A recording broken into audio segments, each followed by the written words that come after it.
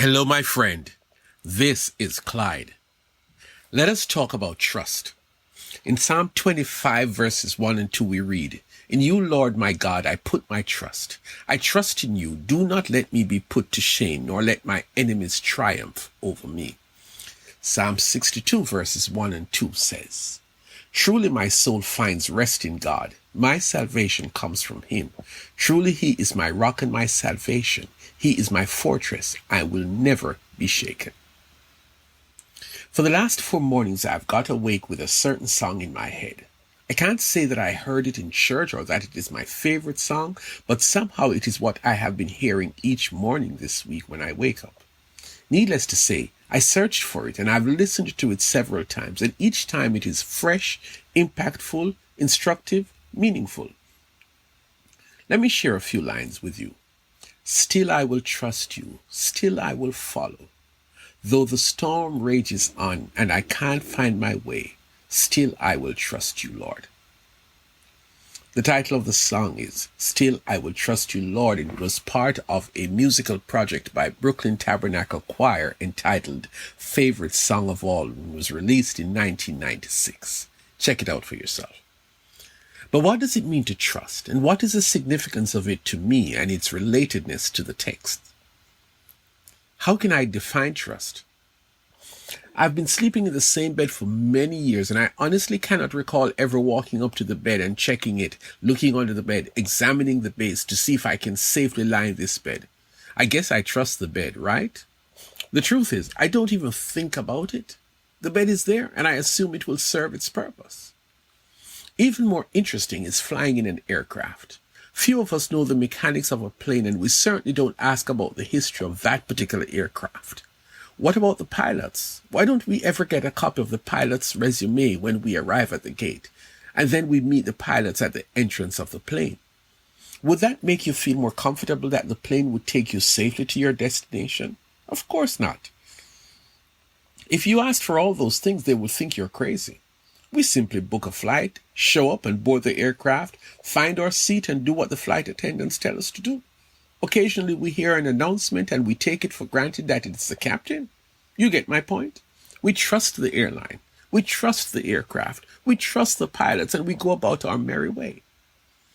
Trust starts somewhere in your head. We form impressions of people based on what we see or hear or perceive. Sometimes those relationships go well. Like we get married to someone we've grown to trust, however long the courtship. We hire someone to be a babysitter to our infant kids because we did the necessary background check, interviews, ask them to spin around 5 times the day we meet them, and based on a degree of trust, we leave them in our house with our infant child and expect all will go well. That is trust. Trust gives you a sense of comfort, a feeling that this will work out as you expect. There's a line in that song that made me sit up and listen to it over and over again. "Though the storm rages on and I can't find my way, still I will trust you, Lord."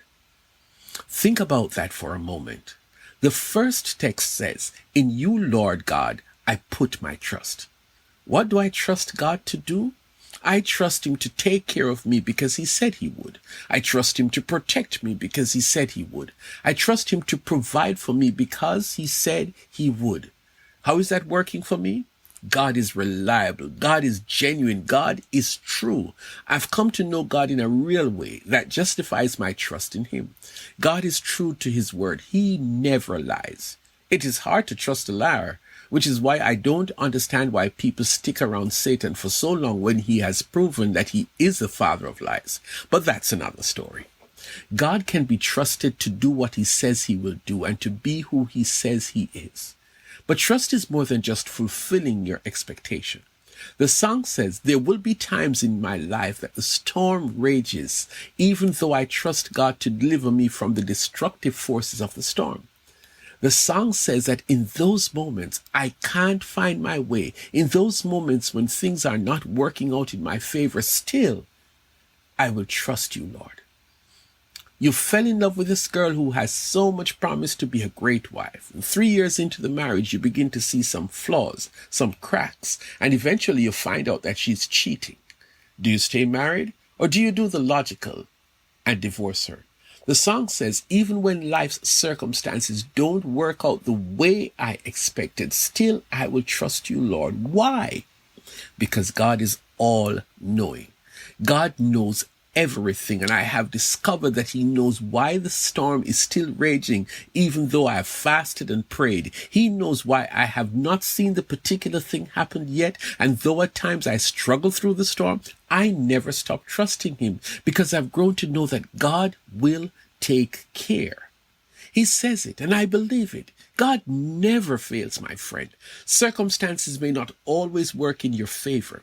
Yes, there was the divorce, or you might have lost your house, or you might have been terminated from your job, but please trust him. God knows what he is doing.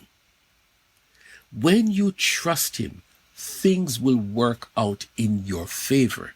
That's what he says, and he is true to his word. So really, the storms may die down, or the storms may not die down. You might not even be able to see ahead of you, but you keep trusting in God because he has you in the palm of his hand. He has things under control, and he knows what he is doing, and eventually it will be shown to you why you can trust him. My friend, if this message has meant anything to you and you would like to share your thoughts, you can write me at friendofclyde@gmail.com.